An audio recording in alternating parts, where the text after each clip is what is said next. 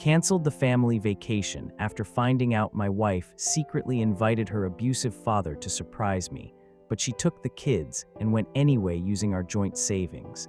So I changed the locks on the house while they were gone. I am 34 years old and my wife Alice is 32. We have 2 kids, a son who is 6 and a daughter who is 4. I work in project management and Alice works part-time as a substitute teacher, but I cover the majority of our household expenses and savings. I need to write this all out because I am sitting in my living room, which is completely quiet, and I am trying to figure out if I am the one who has lost touch with reality or if everyone else is crazy. I keep looking at my phone, waiting for it to ring, but then I remember that I blocked the numbers, so it won't ring anyway. This situation started about 5 months ago when I decided I wanted to plan a really special vacation for our family. We haven't had a proper vacation in 3 years because of work and just general life expenses, and I felt like the kids were at a good age to actually remember a trip. I found this incredible rental property on the coast, about a 6-hour drive from where we live. It was expensive, costing about $5,000 for 10 days, but it had a private pool and direct beach access, which I knew the kids would love. I talked to Alice about it, and she seemed thrilled. She talked about how much she needed a break and how good it would be for us to reconnect without the stress of daily life. I paid the deposit, which was half the total cost, using my annual bonus from work. I handled all the logistics. I booked the dates, I requested the time off for both of us, and I started buying things the kids would need, like new swimsuits and beach toys. I was really doing about 90% of the planning because Alice said she was overwhelmed with the end of the school year. There is something you need to know about Alice's family, specifically her father, Edward. Edward is a difficult man, that is putting it lightly. He has been emotionally abusive to Alice her entire life, and since I came into the picture, he has been nothing but disrespectful and hostile toward me. Edward has a history of drinking too much and saying really cruel things. At our wedding, he made a toast that was basically a list of all of Alice's past failures and how he was surprised she found someone to put up with her. He has borrowed money from us that he never paid back, and the last time he was at our house for Thanksgiving 2 years ago, he screamed at my son for spilling juice and called him stupid. After that Thanksgiving, I told Alice that Edward was not welcome in our home anymore, and that I would not be spending my vacation time or holidays with him. I told her she could see him if she wanted, but the kids and I were done being his punching bags. Alice cried and said she understood, and she agreed that he was toxic and that we needed boundaries. So for the last 2 years, we have kept our distance. I thought we were on the same page about protecting our peace and our children from his volatility. About a week before the trip, which was supposed to start this past Monday, I was on our shared iPad looking for a recipe for dinner. Alice's messages were synced to the iPad, and a text popped up from her sister, Diane. Diane is 28 and has always been the one who tries to smooth things over with Edward. She thinks family is family no matter what. The text from Diane said, "Did you tell him yet? Dad is packing his bags and he's super excited about the beach house. He keeps asking if there's a grill." I stared at the message. I felt this cold feeling in my stomach like I had swallowed ice. I clicked on the thread, which I know I probably shouldn't have done, but I needed to know what was going on. I scrolled back and saw weeks of messages between Alice and Diane planning for Edward to join us on our vacation. They had coordinated it so that Edward would drive down separately and surprise us on the second day. Alice had written, "I'll just tell him that Dad drove all this way and we can't turn him away. He won't make a scene in front of the kids." I felt betrayed. I felt like my wife, the person I trust most in the world, was plotting against me with her sister to ambush me with the one person I had explicitly set a boundary against. I waited for Alice to come home from picking up the kids. I was sitting at the kitchen table with the iPad. When she walked in, I didn't yell. I just asked her if there was anyone else coming on our trip. She looked confused and said no, just us and the kids. She asked why I was asking. I turned the iPad around and showed her the messages. Alice's face went white. Then she immediately switched to being defensive. She said that Edward has been lonely and depressed lately, and that he's really trying to change. She said she couldn't bear the thought of him being alone all summer while we were having fun at the beach. I asked her why she lied to me. I asked her why she planned it behind my back if she thought it was such a good idea. She said she knew I would say no because I'm stubborn and unforgiving. She said she thought if I just saw him there and saw him with the kids, I would realize he's getting better. I told her that was manipulation. I told her that she was prioritizing her abusive father over her husband and her children's emotional safety. I reminded her of what he said to our son. Alice started crying and saying that I was making a big deal out of nothing. She said, "He's my dad. I can't just cut him off. He's coming and we're going to make the best of it." I told her no. I said that I paid for this trip, I planned this trip, and I refused to spend 2 weeks walking on eggshells around a man who hates me. I told her she had to call him and tell him not to come. She refused. She said she couldn't do that to him because it would break his heart. She said if I loved her, I would do this for her. I told her that if she didn't uninvite him, I was canceling the trip. I thought that would make her realize how serious I was. Alice laughed. She actually laughed. She said, "You won't cancel it. You won't disappoint the kids like that. You're just bluffing." That night, I didn't sleep. I lay in bed staring at the ceiling, thinking about how little respect she must have for me to plan this deception. I thought about spending thousands of dollars to be miserable. The next morning, I called the rental agency. I explained that we had a family emergency. Because I had purchased the travel insurance, I always do, I'm paranoid. And because the cancellation was within a certain window due to a clause about health, I may have exaggerated a medical issue with a family member. I was able to get a credit for a future stay, minus a cancellation fee. I told Alice the trip was off. I showed her the cancellation email. She went ballistic. She screamed at me in front of the kids. She told me I was a controlling monster. She said I was ruining our family memories because of my ego. I tried to explain that this was about boundaries and trust, but she wouldn't listen. She stormed out of the house and took the kids to the park. I went to work. I tried to focus, but I was a mess. I kept checking my phone, expecting an apology or at least a conversation about how to fix this. Instead, I got a notification from our bank. We have a joint savings account where we keep our emergency fund and savings for a house down payment we've been working toward. I saw a transfer of $4,500. I logged in. The money was gone. It had been transferred to Alice's personal checking account, which I don't have access to. I called her immediately. She didn't answer. I texted her asking what was going on. She texted back an hour later. She said, "Ray booked a place, a different one. The kids and I are going. My dad is meeting us there. You can come if you want to stop being a jerk, but we aren't missing this vacation." I felt like I had been punched in the chest. She took our savings, money that took us 2 years to save, and used it to fund a vacation with her abuser against my will and took my children. I left work early and drove home. The house was quiet. Her suitcases were gone. The kids' suitcases were gone. I sat on the couch for a long time. I felt paralyzed. I didn't know what to do. I thought about driving after them, but I didn't even know where they were going exactly. She hadn't sent me the address. I realized then that she didn't respect me. She didn't care about our financial goals. She didn't care about my feelings. She just wanted what she wanted. I called a locksmith. It was an impulse decision, but it felt like the only thing I could control. The locksmith came within an hour. I had him change the locks on the front door and the back door. I also changed the code on the garage keypad. It felt petty. I know it sounds petty, but I felt so violated. She had raided our finances and abandoned me to go play happy family with the man who tormented us. I didn't want her to just be able to waltz back in whenever she decided she was done. I texted her. I said, "You took the savings and left without me to be with Edward. I have changed the locks. Do not come back here until we have a conversation." She didn't reply. I suspect she blocked me, or maybe she was just enjoying her time with Edward and Diane, who I assume is also there. I spent the last 2 days alone in the house. It's been really weird. I keep expecting to hear the kids running around. I've been eating takeout and watching TV, but I'm not really watching it.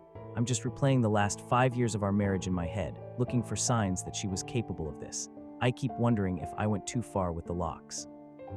Is it illegal to lock your wife out of her own house? I own the house. I bought it before we were married, but her name is on the deed now too. I feel like I've blown up my life, but I also feel like she blew it up first. I miss my kids. I worry about them being around Edward. I worry that he's drinking. I worry that he's yelling at them.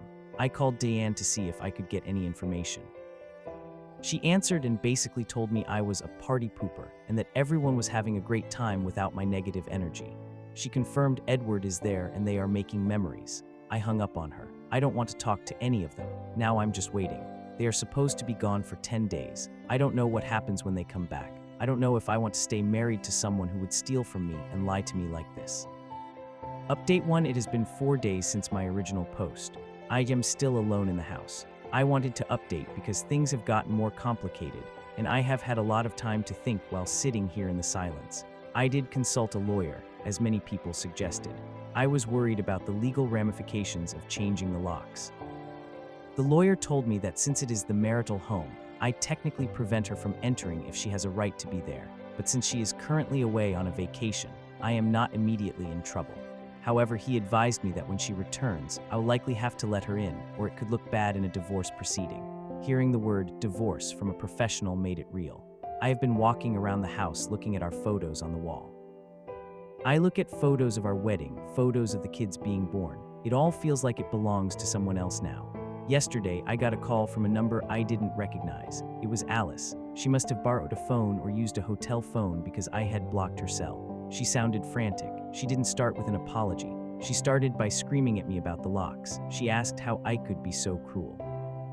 She said I tried to call the neighbor to go check on the cat and get the mail, and she told me you changed the locks. How dare you? I told her the cat is fine. I am feeding the cat. I am living here. I asked her where she was. She wouldn't give me the address. She said, we are at a nice resort, no thanks to you. I asked her about the money. I asked her how she justified draining our emergency fund. She said, it's my money too. I work, I contribute. You act like you're the only one who brings money into this house. I reminded her that the $4,500 was specifically for the house down payment and emergencies, not for a spite vacation with her father. She said, this was an emergency. You canceled our trip. I had to save the vacation for the kids. I asked her how the kids were. She got quiet. She said, they miss you. They keep asking why daddy isn't here. That broke me. I started crying on the phone. I asked to speak to them. She said no. She said, you don't get to talk to them until you apologize for locking me out and for ruining the trip. I felt a rage I didn't know I had. She's using the kids as leverage. She's holding access to my children hostage to get me to submit to her narrative. I told her I wasn't apologizing. I told her that she made her choice when she lied to me and stole the money. She hung up on me. I called Diane again, against my better judgment. I needed to know if the kids were safe. Diane answered and sounded drunk. It was 2 p.m. She said, oh, look who it is, the fun police. I asked her if Edward was drinking. She laughed and said, Dad is having a great time. He's teaching Caleb how to play poker. My son is 6. He doesn't need to learn poker from an alcoholic. I asked Diane to put Alice on the phone. Diane said Alice was at the spa. Of course she was, spending more of our money. I hung up. I felt helpless. I can't drive down there because I don't know where they are. I can't call the police because technically she is their mother and she is allowed to take them on vacation. I spent the rest of the day looking at our finances. She didn't just take the $4,500. I saw pending charges on the credit card she has, which is under my name as the primary account holder. There are charges for expensive dinners, a rental car, and a liquor store. I called the credit card company and reported the card as lost stolen to freeze it. I know that might strand them, but I can't let her run up thousands of dollars of debt in my name. I feel like I am at war with my own wife. It's insane. A week ago we were looking up recipes. Now I am freezing credit cards and talking to divorce lawyers. I keep wondering if maybe I was too rigid about Edward. Maybe I should have just sucked it up for the week. But then I remember how she lied. The lying is the part I can't get past. The coordination with Diane, the texts, it was a conspiracy. I don't know when they are coming back. She said 10 days, but with the credit card cut off, they might come back sooner. I am dreading the moment that car pulls into the driveway. Update 2, they came back yesterday. It was a disaster. I was in the kitchen making coffee when I heard a car door slam. I looked out the window and saw the rental car in the driveway. Alice was getting out and she looked furious. Edward was in the passenger seat. Diane was in the back with the kids. They all marched up to the front door. I heard Alice try her key. It didn't work, obviously. She tried it again, jamming it in. Then she started pounding on the door. I walked to the door but didn't open it. I spoke through the glass. I said, Alice, I want to talk to you. Alone, Edward and Diane need to leave. Alice screamed, open this door right now. My father is a guest. You can't keep me out of my house. Edward came up to the window. He looked red-faced. He spit on the glass. He yelled, you little coward. Open the door or I'll break it down. The kids were standing on the lawn looking terrified. Caleb was crying. I unlocked the door because I didn't want the kids to be traumatized by their grandfather kicking the door in. As soon as I opened it, Alice pushed past me. Edward tried to follow her in. I stood in the doorway and blocked him. I said, you are not coming in. Get off my property. Edward raised his hand like he was going to hit me. Diane grabbed his arm and pulled him back. She said, Dad, don't. He's crazy. He'll call the cops. Alice was inside, hugging the kids. She turned to me and hissed, how could you embarrass me like this? My credit card was declined at the hotel. We had to check out early. It was humiliating. I told her, you stole $5,000. You don't get to talk about humiliation. I looked at Edward and said, if you don't leave, I am calling the police for trespassing. Edward cursed at me, called me a few names I won't repeat, and walked back to the rental car. Diane followed him. They drove off, presumably to take Edward back to his house or a hotel. Once they were gone, the house was silent except for the kids crying. Alice took them upstairs to their rooms. She came back down 10 minutes later. We stood in the kitchen. She looked exhausted. She said, "You ruined the vacation. Are you happy?" I looked at her. I didn't feel angry anymore. I just felt tired. I said, "Alice, you lied to me. You stole our savings. You took the kids to be with a man who abuses us. You tried to manipulate me. I didn't ruin the vacation. You ruined our marriage." She started crying. She said, "I just wanted everyone to get along. I wanted my dad to be part of our lives." I asked her, "At what cost?" "The cost of my respect, the cost of our financial security." She didn't have an answer. I told her that I had spoken to a lawyer. I told her that I couldn't trust her anymore. She looked shocked. She said, "You're divorcing me over a vacation." I told her it wasn't about the vacation, it was about the betrayal. She spent the night in the guest room. We didn't speak. This morning, she took the kids to school. I checked the joint account. It is still empty. She spent it all. The resort, the food, the gas. There is nothing left of that money. I don't know how we come back from this. I look at her and I see a stranger. I see someone who chose her toxic father over her partner. I feel like I am grieving a death.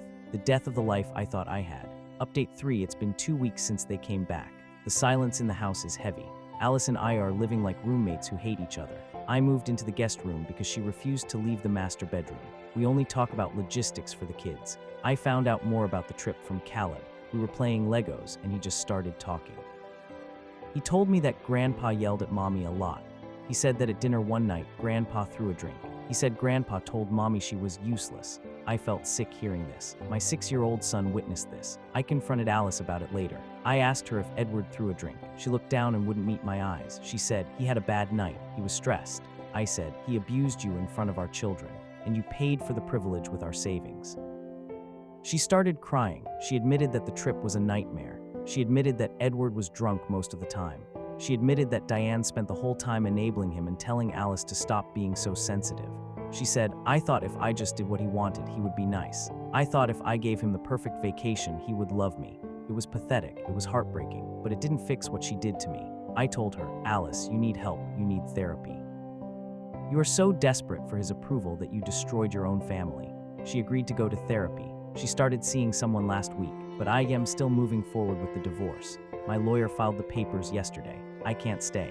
I can't trust that she won't do this again. If Edward calls tomorrow and says he needs $10,000, I know she would find a way to give it to him. She is addicted to trying to fix him. We had the conversation about the divorce last night. She begged me to stay. She said she would cut Edward off for real this time. She promised she would pay the money back. I told her, "You promised that 2 years ago. Your promises don't mean anything anymore." It hurts. I love her. Or I love the version of her that I thought I was married to, but I can't be married to Edward's daughter anymore. I need to be married to an adult. The hardest part is the kids. I hate that I am breaking up their home. But I also think staying would teach them that it's okay to let people treat you like garbage. We are trying to figure out custody. I am fighting for 50-50, but I am insisting on a clause that Edward is not allowed to be around the kids unsupervised, or maybe at all. My lawyer says it might be hard to enforce a total ban, but we can try given his history. Final update, the divorce is finalized. It took about 8 months from when I filed. It was messy, mostly because of the finances. We had to sell the house. I couldn't afford to buy her out and she couldn't afford it on her own. It was heartbreaking to pack up the kids' rooms. The equity from the house was split, but my lawyer managed to argue that the $4,500 she stole should be deducted from her share. It was a small victory, but it felt important. Alice is living in an apartment about 10 minutes away. She's still in therapy, which is good. She seems to be doing a little better, but she looks tired all the time. Edward actually died 3 months ago. He had a heart attack. When he died, Alice fell apart. She grieved him like he was a saint. It was confusing to watch. She forgot all the abuse and just talked about how misunderstood he was. Diane blamed me for his death. She sent me a long email saying that the stress of the lockout incident contributed to his heart condition. I didn't respond.